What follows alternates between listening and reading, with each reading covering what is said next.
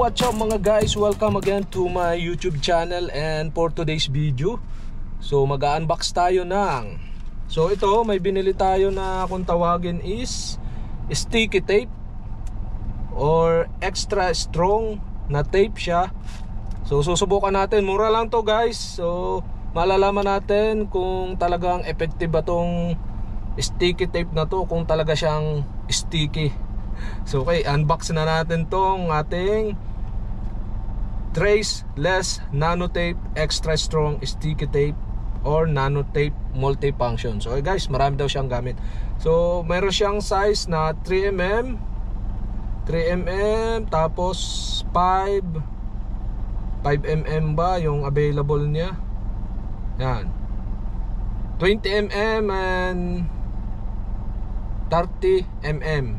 So 3M yung haba at yung ano niya, yung lapad, baka yung 3mm, 20mm yung haba at 30mm yung haba ang available. So guys, unboxing na natin to. So mura lang to guys, nabili natin ng worth of 35 pesos, pero ang price niya is 39. So meron tayong mga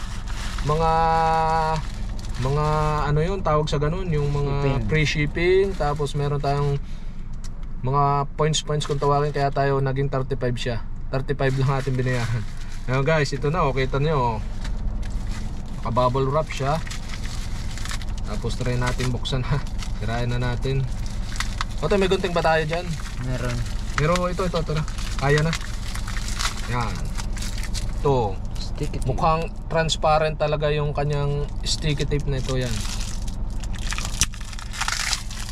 Ayan guys, ito nga pala, susubukan natin dito sa ating Visor. rain visor ng ating kotse. So susubukan natin ilagay ito kung sticky ba siya talaga. At ayun, yun. Bakit talagang sticky nga guys. Ay, tape lang pala ito nabili natin, hindi double sided. Baka natutuklap. Baka naman natutuklap. Ay, natutuklap guys, tama. Ito, double sided yung pagka-tape natin dito. So may natutuklap dito. Kala ko yung na-order ko yung tape lang talaga, double sided. So yan o, sticky nga o, mukha. Yan o, sticky talaga. Okay guys, yun, subukan na natin itong ating in-unbox na tape na sticky. Let's go. Yan. So ayun guys, susubukan natin yung sticky tape na ating in-order or yung double sided na sticky dito sa ating visor. Yan, yung visor natin, dahil yan naangat na siya. So susubukan natin kung pwede siyang ikabit. So siguro naman ari siya dahil sticky nga siya, dikit na dikit. So subukan natin dahil napalag na siya, baka malaglag pa yung rain visor natin. So sayang.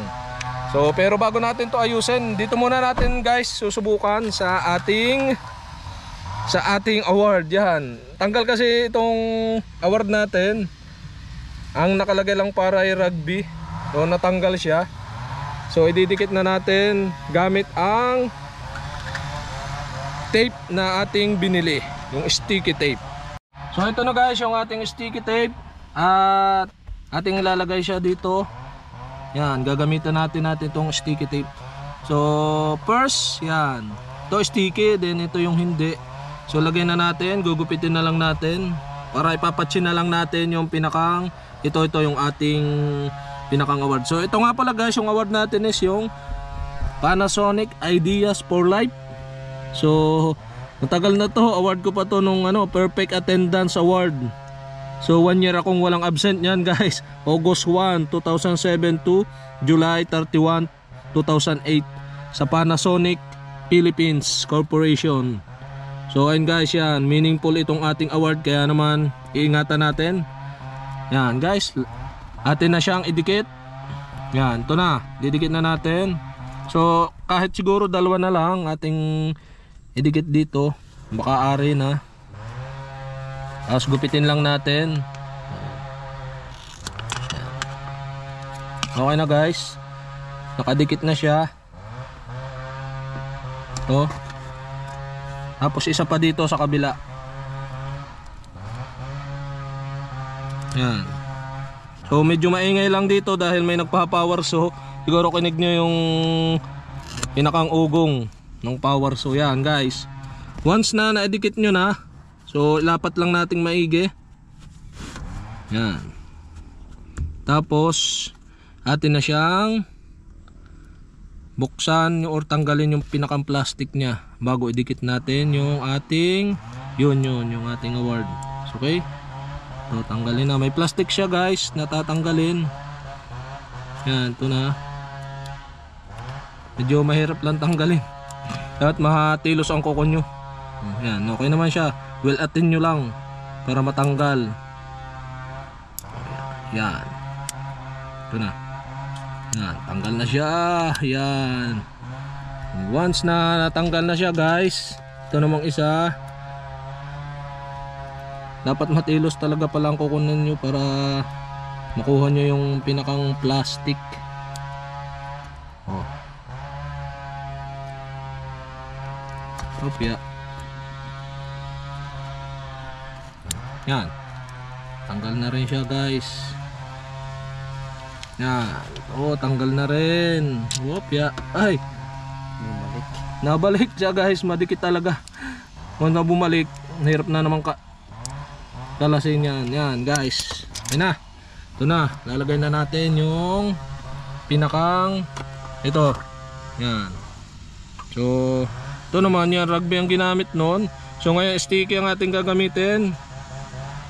Susubukan natin kung hindi siya matatanggal mamaya after pagkatapos ng ating paglalagay naman ng visor. Yan guys, okay na uli yung ating award from Panasonic. Yan guys, so, ready na uli. Yan. Oh. So atin siyang babalikan mamaya kung hindi ba siya mapupugkat pagkatapos nung pagdidikit naman natin nung ating rain visor ng ating iyon. Yan, siguro yan. Oh. Tingnan nyo, hindi siya nakaangat. So pagka mahina ang kapit nung ating inilagay, so aangat yan. So yan. Dito naman tayo sa ating rain visor. Yan, dito. So atin naman siyang lalagyan. So once pagkatas natin to, babalikan natin to kung aangat siya o hindi. Okay? Yan muna siya. Kung ating awardee from Panasonic, souvenir natin yan guys. So ayun guys, nakita ko medyo makipot yung kanyang pagkakabitan dito yan. So tatry natin gupitin ito, yung pinakang tape. Yan guys, sinukat na natin kung gaano kahaba. Tapos tatry natin gupitin kalahati. Yan, hatiin natin dahil masyadong ano siya, malapad pag ikinabit natin. So pwede naman siyang gupitin gaya nito. Yan, medyo madikit lang. So yan, hatiin lang natin pag ganyan.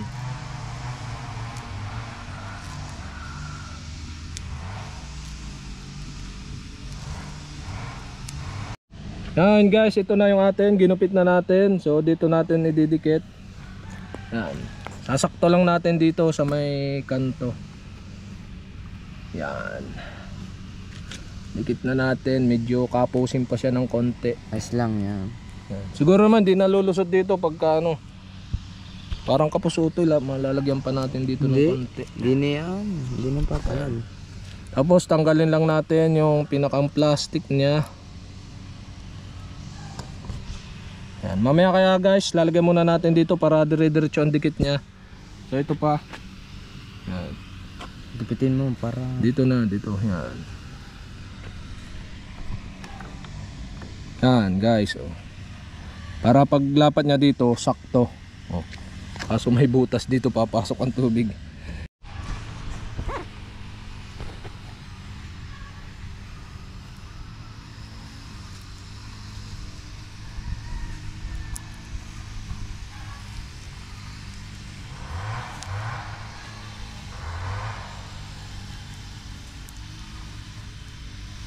Speaking nga pala nito. ba? Kahit ihaba mo ay pwede. Maiksi lang ito pagtatanggal plastic. Natanggal din. Pagkatanggal ko ng plastic, babaon ko na.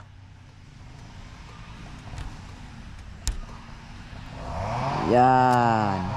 Babaon ko na re.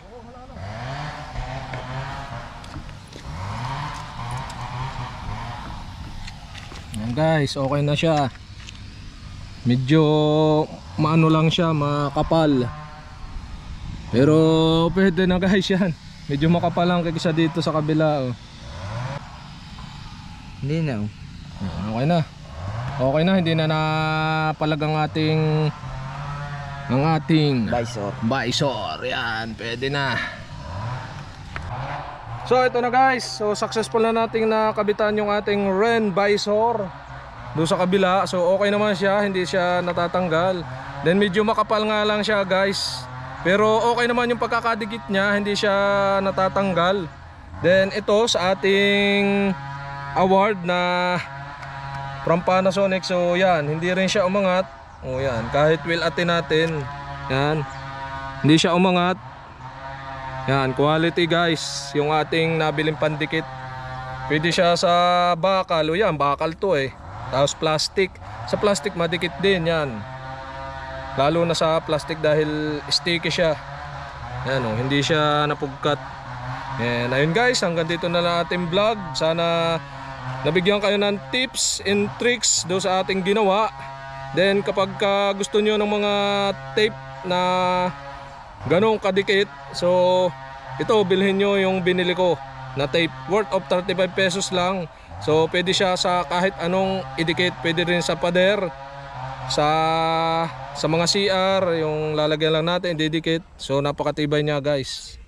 So ito, yan. Sana nakatulong itong vlog natin. Then okay, sa mga hindi ko pa dyan subscriber, mag-subscribe lang kayo sa aking YouTube channel. I-click nyo lang ang subscribe button at ang bell para updated kayo sa aking mga vlog.